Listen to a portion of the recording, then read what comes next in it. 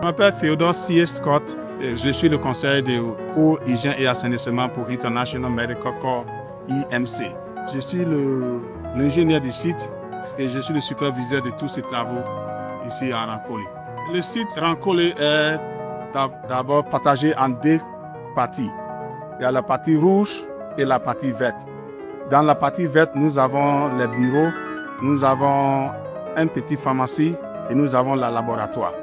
Et aussi, il y a les habillages, les déshabillages, les vestiaires et les douches de sortie pour les guéris.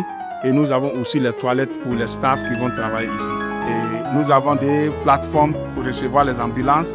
La première plateforme qui est en haut, c'est pour recevoir les patients qui sont des suspects. Le deuxième qui est derrière, c'est pour recevoir les patients qui sont confirmés déjà, qui viennent d'autres CTE. Et la plateforme qui est derrière aussi va nous servir de faire sortir les cadavres. On ne prie pas que les gens meurent, mais dans l'instance qu'on a un cadavre qui va sortir, c'est sur cette plateforme que nous allons le faire sortir. Et ça nous a pris 5 semaines. Nous sommes dans le 6e semaine maintenant. Une main-d'œuvre. On a travaillé ici avec au moins 60 techniciens, menuisiers et maçons. Et on a travaillé 100 et quelques TT, tous travaux. Et tous les maçons et les menuisiers, tous travaux sont venus de la ville, de la commune de Rancolé, de cette communauté. Pour achever les travaux, nous avons travaillé, on a dit localement 2 go, c'est-à-dire 2 shifts.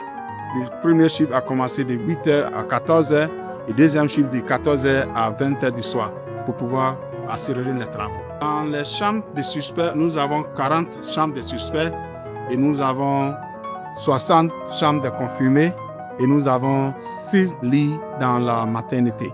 Et je n'ai pas ajouté cette partie de la maternité. On a une maternité ici au cas où une femme enceinte qui est confirmée et elle veut faire accouchement, on va l'amener à la maternité. Et nous avons aussi une salle d'accouchement pour les suspects et nous avons un bloc laboratoire. Au cas où il y a un suspect qui mérite d'être opéré, on va l'amener à la salle. Toutes les chambres de suspects sont self-contained. Ça veut dire qu'il y a les douches, les toilettes et il y a tout dans les chambres des suspects. Dans les chambres des confirmés, ce sont les chambres communes.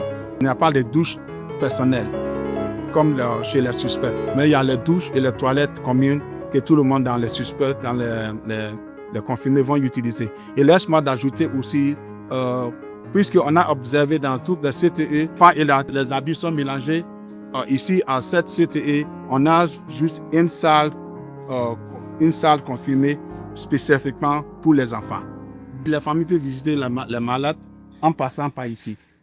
Dans cette couloir, c'est pour les familles qui vont venir visiter les malades ici. Et cette couloir se trouve partout. Le couloir qui est derrière là-bas, ça permet aux familles de confirmer de passer pour aller visiter les parents. Lorsque la nourriture est là, on utilise les topogans. Ça là, on appelle ça les topogans. Donc, derrière le couloir que vous voyez derrière, c'est un côté qui est vert. Donc, il n'y a pas besoin de porter des épis pour rentrer. Donc, notre staff vont venir ici avec les médicaments, les nourritures, vont mettre sur ces topogans, ça va glisser ici.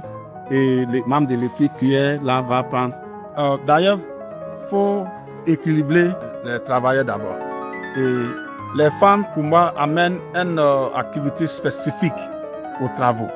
Elles ont beaucoup d'énergie de travail parce que pour les femmes, la différence est qu'elles voient la situation communautaire. Les enfants qui souffrent, les maris, les parents qui souffrent. Mais je ne dis pas que les hommes ne voient pas, mais ce que j'ai constaté, et c'est personnel. J'ai constaté que les hommes, pour eux, c'est combien de jours ils vont travailler, combien ils vont gagner. Mais pour les femmes, elles sont prêtes à tout moment de continuer à travailler, même s'il est l'heure de repos, parce qu'il y a des membres de famille qui souffrent, il y a des gens qui doivent venir. Et en tant que quelqu'un qui a travaillé avec IMC dans plusieurs pays, avec la construction des CTE, j'ai remarqué vraiment que dans la partie humaine, il faut qu'on se donne tout ce qu'on peut donner pour sauver la vie des uns et des autres. Et à IMC, la résilience est très, très important pour nous.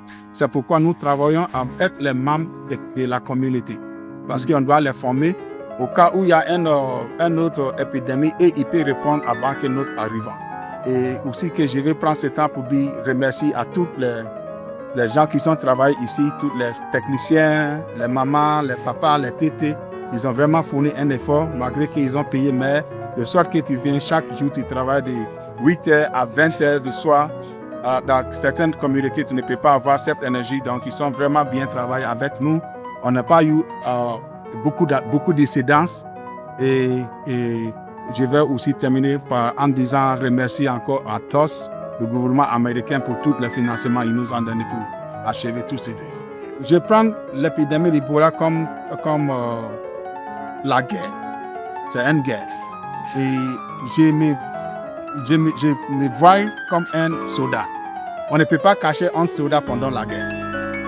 Et lorsqu'on a la situation comme ça, on avait la même situation en Afrique de l'Ouest, au Libéria, en Guinée, en Sierra Leone, et on était obligé de se mettre en œuvre pour travailler pour qu'on mette stop à l'épidémie. Ici, on a la même situation ici en RDC, un pays africain, avec nous avons le financement de DOS. Il faut venir travailler avec les collègues pour mettre stop à Ebola. Donc c'est ça qui nous donne cette énergie de travail, même de 6h du matin à 20h du soir, 21h, parce que lorsque tu vois les cercueils rentrer, tu vas faire tout votre effort pour mettre stop à cette épidémie.